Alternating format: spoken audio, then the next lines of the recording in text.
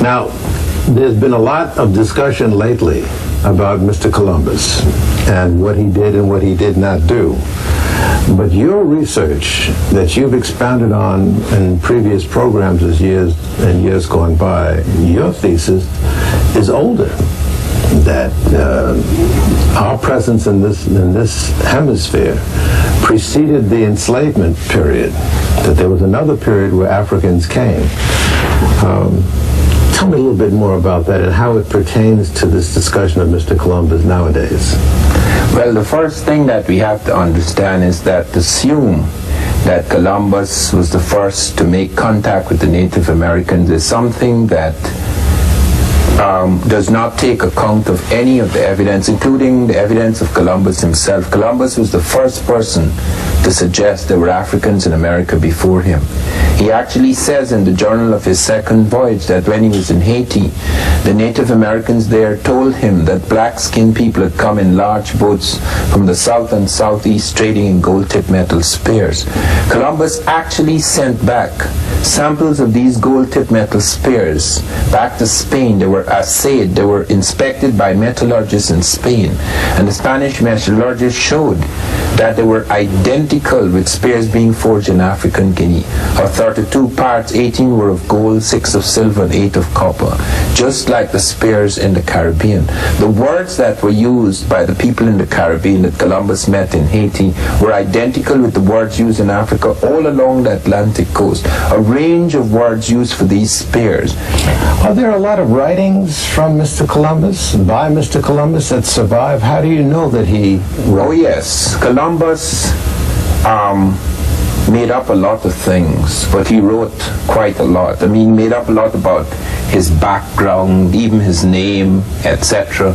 But there is no question that he wrote he had at least 4 of his 4 major voyages.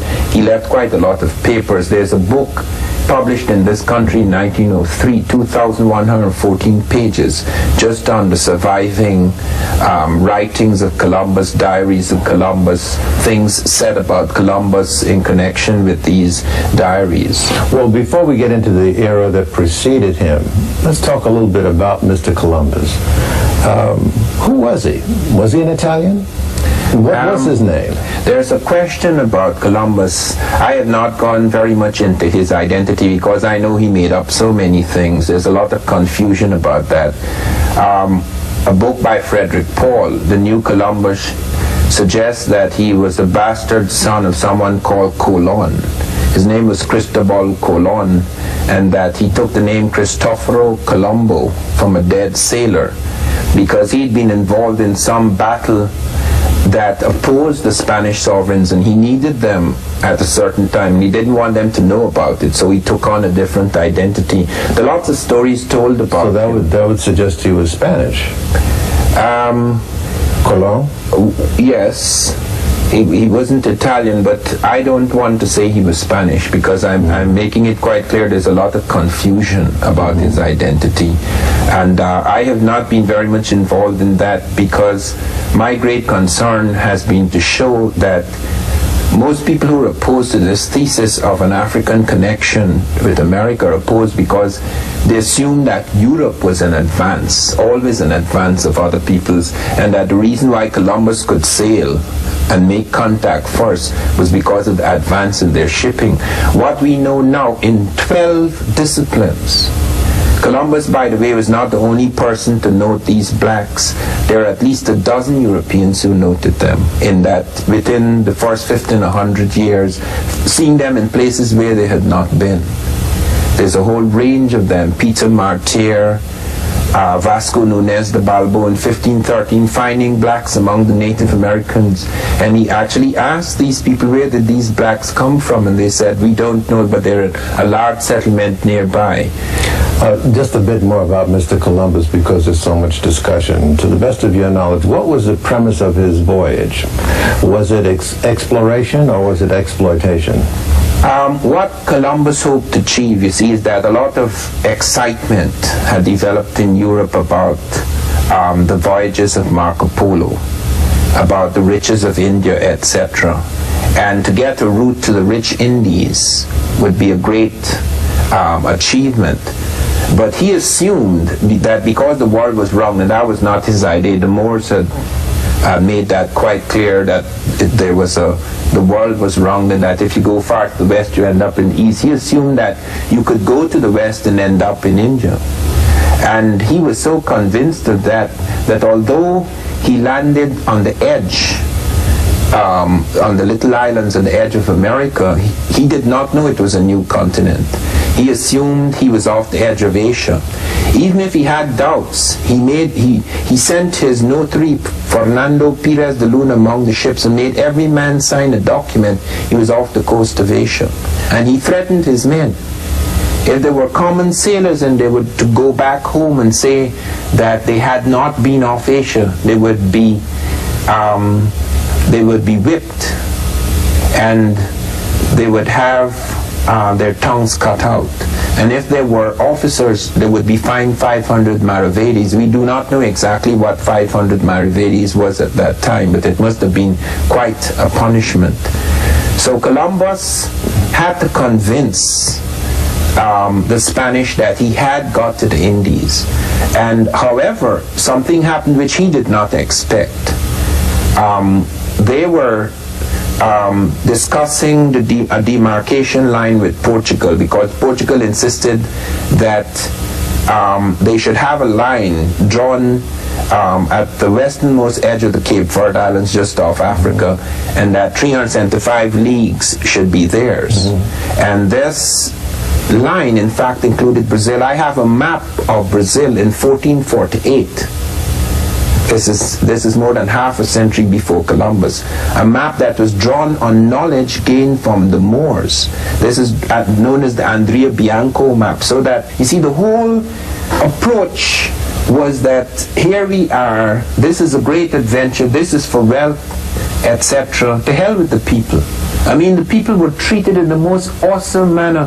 Hands were cut off if they didn't pay the tax. I mean, the most incredible massacres. And Columbus was the first person to actually initiate slavery, because he actually took half a dozen Native Americans with him back to Spain. And people are under the assumption, oh, these natives, they were so stupid they thought the whites were gods. That is not the case. He left a fort in the Caribbean after his first voyage, and every man in that fort was slaughtered when the natives realized that that these people were vulnerable. There are all sorts of things in that situation, but Columbus was absolutely heartless when it came to dealing with the natives. Even when they were kind to him, and he recorded in his diaries how generous these people were, he was so determined. The profit motive was so great, he was so greedy, that it didn't really matter. I mean, people became nothing. Well, before we go on, what thoughts run through your mind as you see forces being mobilized this year to engage in a massive celebration of this man? Well, I think that it should be understood that this so-called discovery was a discovery for Europe, and that this led to the ascendancy of Europe. It wasn't purely an accident, because 1492 is a very unusual year. It was not only the year Columbus sailed, it was the very year that the Africans were defeated in Spain.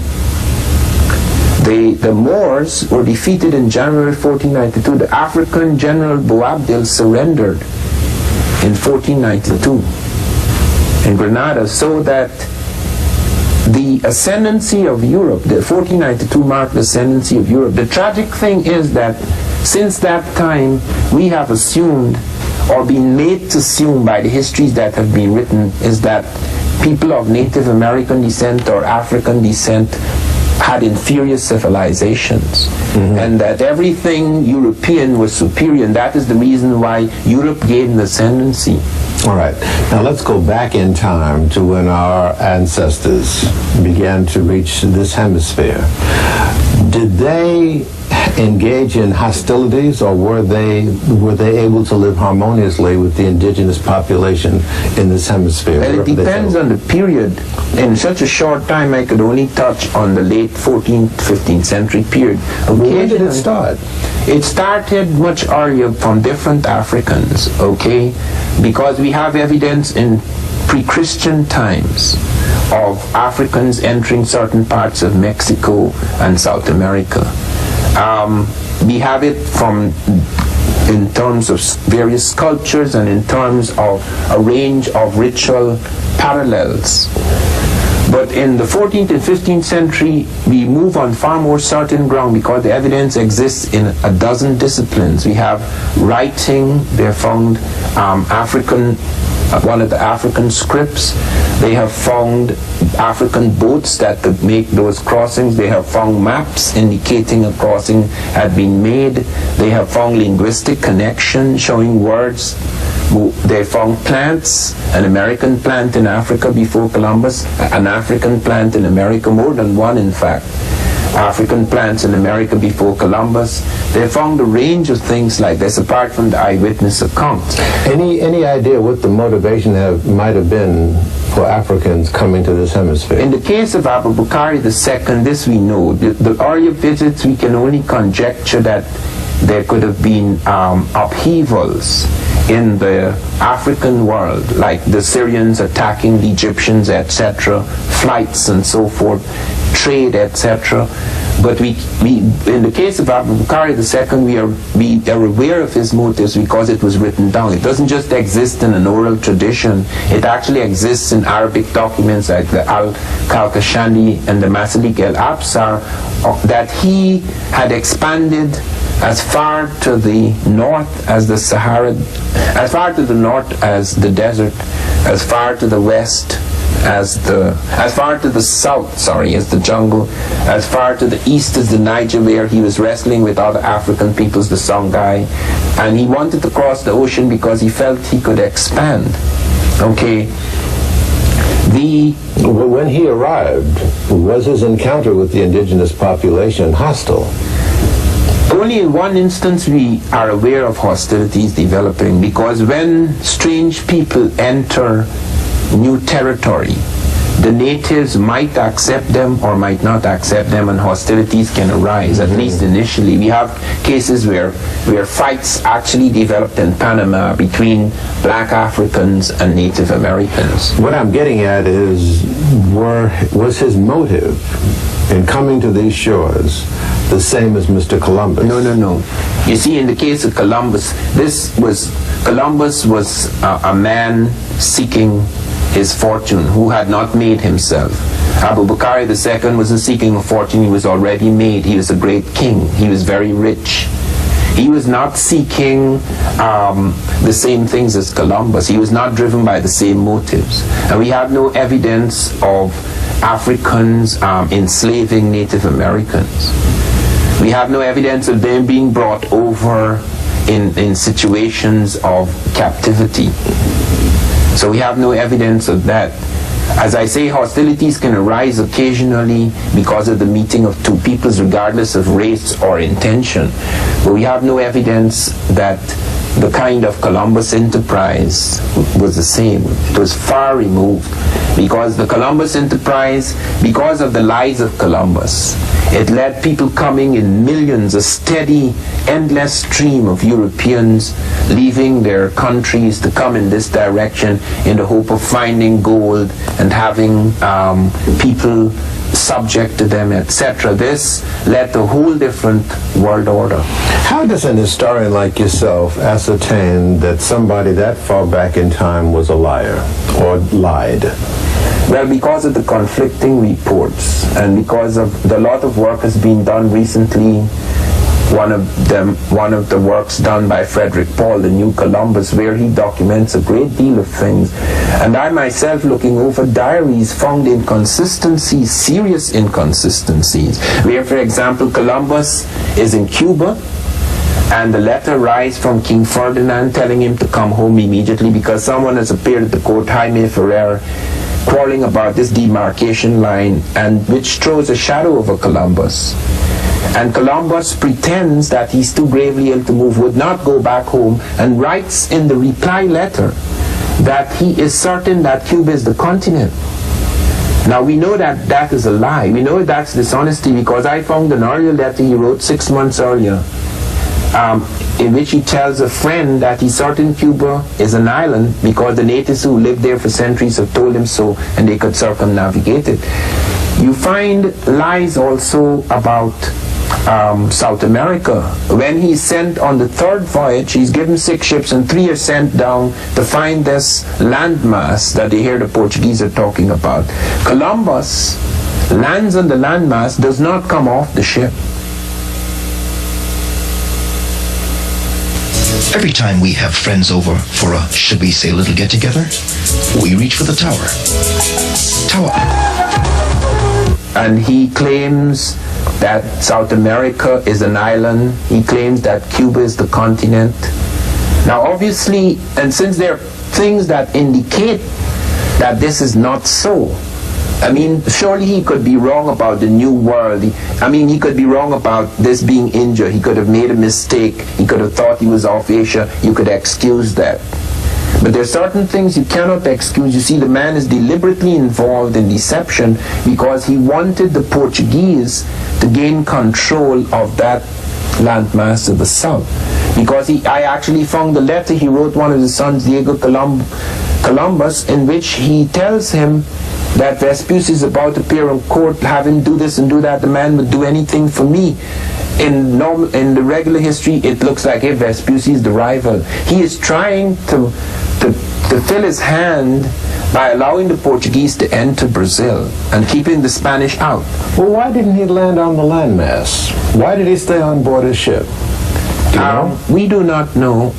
He claimed he had arthritis, wanted to accept that if one did not know how mendacious he was, because why wouldn't he claim that for Spain? Why wouldn't he dispute that landmass? But we have evidence that he was getting money from Spain and Portugal, and he was arrested. You see, the Spanish began to realize that Columbus was lying. He and his brother Bartholomew, some people claim that was his uncle, most people think it was his brother, it doesn't matter, but both of them were arrested. On the 4th voyage, the Spanish allowed Bobadilla to arrest Columbus, and he was brought back in disgrace into Spain to be tried for lying to the Spanish about the lands he said he had discovered. And they claimed in court that Columbus was playing games in order to fill his hands, one hand with Portuguese money and one hand with Spanish money. He was brought back in custody. Yes. And he was tried. He was tried. Was he convicted? No, it appears that, I wouldn't say he won the case, but because some of the things that he would have got, if it were not for the case, he did lose. He didn't lose all of his fortunes. It was reduced and he never sailed again. He never sailed again. So he did suffer as a result of the trial, but there were doubts about certain things, and then there were certain people of influence, it seems. Some people have suggested that there was this relationship or a great affection that the Queen had for him, but that is just news of the world stories, so that one does not know what it is that saved him. What was it that he brought back from the so-called New World on his voyages? You say he made a total of 4 or 6 voyages? 4 voyages. 4 voyages. On the first trip, one is aware that he brought back the half a dozen Native Americans who were eventually taught to speak Spanish, and of course, as slaves. I wouldn't say they weren't called slaves, but they were brought back against their will. Okay, so you would call it slaves. I don't know if they were placed in positions at least. Yes, captives. Okay, and remember that these voyages weren't just Columbus entering territory on his own. These voyages brought thousands of people going in taking parts of the Caribbean, taking parts of North America. So he left many of the voyages on shore. And yes, and they established settlements, they built forts and towns and villages and churches, etc. I see. So they were able to establish a real foothold, which was going to be expanded and to change the whole life of America. So based on returning after that first voyage with Native Americans, how did he raise money for the second and the third and the fourth voyage? Oh, well, then they got all excited when he came back, and all the people on board said how they had actually found this land, and there was this chance of this new kingdom, etc. And of course, he kept up the lie that there was gold somewhere. They didn't actually find the great gold they dreamed of, but they found lands they could expand themselves on. They could. It was rich in all sorts of things. There were new plants and foods. The foods in America, and a lot of people are not aware of this, that about 500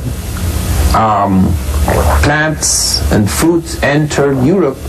It doubled the food supply in Europe in 30 years.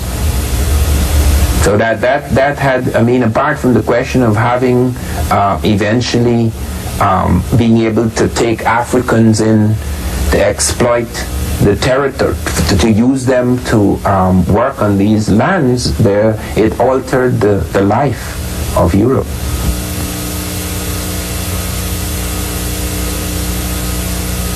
I'm Gerald. All right, let's again go back in time.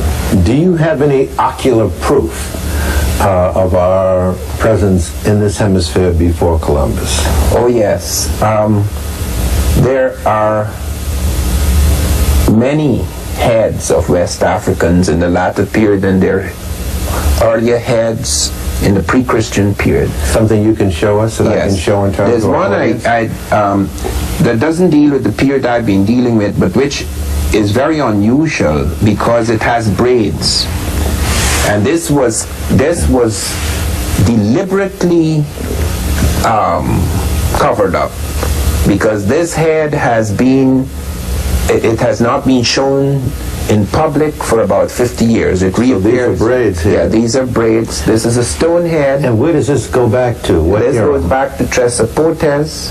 It's a period before Christ, and it's found on the head, on a great stone head, a great sculpture in stone. Before Christ. It's found in the Olmec civilization. People have assumed that I said the Africans created Olmec civilization. I never said that. It's a homegrown civilization. It has African elements. We found it in the graves, and we found it in their ritual life and other things. Here are now West African type heads. This is in a later period, but found in this hemisphere. Yes, this is found at Teotihuacan, one of the great cities of America. This is in the pyramid of Teotihuacan. Where is that now? What is that area called now? It's still called Teotihuacan. Where is it though? In Central America? It's in Mexico. Oh, in Mexico. Yes. I'm sorry. Clearly African. Yes. What else do you have? You have a map here. This, we have found this in Peru. We have, in fact, in South America, we have some of the most startling heads. This is in Peru. We have many very realistic heads in Peru, and we have one of them in which we have the descendants of black governors in Ecuador. This is definitely a brother. Yes, and that is in the Moorish period. That is 900 AD. That is long before Columbus. We have also, which is one of the most startling things, is the sons of black governors in South America. Blacks were shipwrecked in South America just a little after Columbus, because they kept voyaging even after that period. And these are the sons of African shipwrecked. Let's see if our camera can pick this up on the right hand page. Yeah, these are Africans were shipwrecked off the coast of South America, off Ecuador, and 17 of them were shipwrecked. Every one of them became the leader of a province, and these are their sons. This is post-Columbian. This is post-Columbian, but why it is used is because it is not far after the coming of Columbus, and it wasn't with European help, and it shows that these trips were going on, and in some cases they were continuing. Africa, you must realize, fell into tremendous slump after Europe began to enslave great parts of Africa, and many of its centers disappeared. The reason why most of us have been made to believe that Africans were incapable of certain things is because we have not studied Africa. Even Africans do not know about Africa. Because remember that an amnesia descended on Africa and among people of African descent because of the fact that their centers were destroyed. What we have been studying is surviving peripheries. That is what has led to a tremendous amount of confusion. For example, the Smithsonian found 2 African skeletons in the Virgin Islands, 1250 AD, more than 200 years before Columbus. They found they couldn't date them because something peculiar had entered their bones, but then they found the nail in the grave. Although they were in layers before Columbus, they found the nail, and they said therefore it has to be after Columbus because Africans cannot make nails. But we have found, in fact, Africans making steel 1,500 years ago in Tanzania and along the lakes of Tanzania and Uganda. We have found Africans smelting steel in temperatures 200 degrees higher than anything achieved in Europe until the late 19th century. In your book here, you you have some illustrations of the ship, the Kontiki. Well, this is the Ra-1. The Ra-1. The Ra-1. The Ra-1, yes. which is very important, but it isn't. What is the significance of the voyage that Heyerdahl made? Okay, the significance of the Heyerdahl voyage is that we found that Africans had boats before Christ, which could cross the Atlantic Ocean. The Ra-1 was rebuilt by Africans, the Buduma people in Lake Chad, and in 1969 they were able to cross from North Africa all the way to Barbados, using a boat that was used long before Christ. Here it is. On the right-hand page, if we can pick that up. Okay, and what is even more important, let me close with this, Yes. is that Lindemann and Bombard, 2 independent sailors using African dugouts and an African raft, were able to cross the Atlantic in less time than Vespucci. In fact, an African dugout crossing from Africa to America beat Vespucci by 12 days. Wait a minute.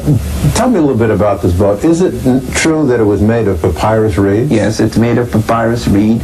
And an exact replica of a drawing that was found in an Tomb and African... temple paintings in Africa. And they were able to do this. They only made one mistake.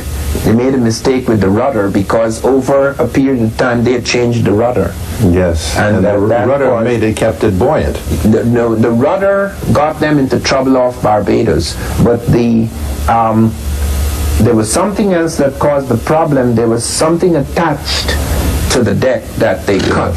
Okay, but they were able to cross nevertheless. And they were able to cross not only because of the viability of the vessel, they were able to cross because there are 3 currents off Africa that take you like gravitational belts from Africa to America, something which Europeans could not make use of. Yeah, I recall learning that the first voyage was not successful because the ship lost its buoyancy because the builders of the boat left off this rope from the tail that would squeeze the seawater out of the hull. But it was valuable because it showed that even when the problem occurred, they still got as far as the Americas. They did? Yes, they did float on the currents and were able to make it towards the Americas more than 2,000 miles. So that even if there was an accident, they would still have made it. But the second voyage, they built it right and they made it intact. Yes.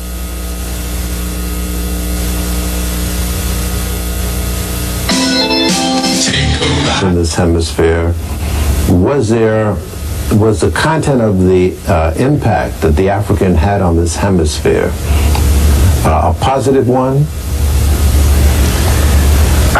Well, it would involve a lot more discussion to show exactly what they did, because you'd have to show, for example, what impact they had, for example, on their ritual and religious life, and in some cases what impact they had on some early technologies. One has to do this with extremely great care, because one is not suggesting the Native American was a fool. But whenever civilizations meet or peoples meet, they influence each other.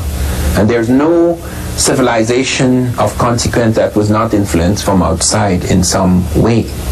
What is important to understand is the capacity and potential that lay within these peoples before they were overwhelmed. Because what has happened in the last 500 years has given the impression that the reason why Europe ascended, the reason why it was able to conquer, the reason why it was able to remake the world was because other peoples were stupid, or they were on a lower level. Most people do not realize Africans made Spain. Africans brought most of their science to Spain. Spain was controlled by Africans and Arabs for about 700 years before the time of Columbus. It's in 1230 that influence began to fade, and they retreated to Granada, where they were defeated by the Spanish. But before that, they brought so many things. The Moors brought air conditioning into Europe. They brought eyeglasses into Europe. What do you mean air conditioning? They developed, they were able, for example, to bring fresh drafts of air into houses during the summer, and to draw upon the perfume of flowers. So it wasn't just air conditioning, but perfumed air conditioning. How would they do that? They constructed... I do not know all the technical details of air conditioning even today. I wouldn't know how air conditioning works. But I have edited a book, Golden Age of the Moor, in which you have a detailed discussion of the many things that were introduced into Europe when Arabs and Africans, because the Egyptians had left quite an influence on the Arabs, they developed their own thing as well. Quite an influence on North Africa. These people came up, took over Portugal and Spain, controlled it for hundreds of years, and brought a great range of sciences. Many things we take for granted, geometry, for example, had lapsed. This was brought back into Europe through the Moors. Algebra, which is Arabic, that was brought into Europe through the Moors. The leading books in mathematics, in medicine, came from the Moors, and when the first universities of Europe were being developed, they drew heavily on astronomical texts, mathematical texts, medical texts brought in by the Moors. The Moorish thing was mixed. There weren't just black people, but you had a predominant and powerful black element, and you have two emperors of Spain who were black. So we are out of time, but you're saying then, if I can paraphrase, that we need to really rearrange the premise of our look at the European role in world history, if not in this particular hemisphere. Our premise is off.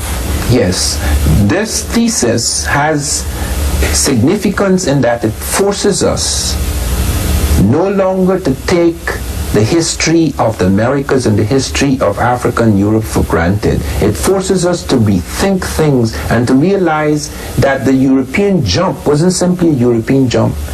That those breakthroughs that were being made in Europe wasn't simply European. We're not dismissing his own ingenuity, but those things were a result of a coming together of forces from all over the world. By putting his head on it, and by unfortunately having this greedy man who became a force, the greed, the need to conquer people, enslave people, etc. This was an unfortunate result of this expansion and movement. One quick last question. Is it true that Mr. Columbus went back to Europe and lobbied for the institution of the slave trade? Is that true? I do not know about that. I know that Columbus himself did a lot to inspire and expand the slave trade. There was no question, because there were people who fought against it and could not win because the profit motive was too great.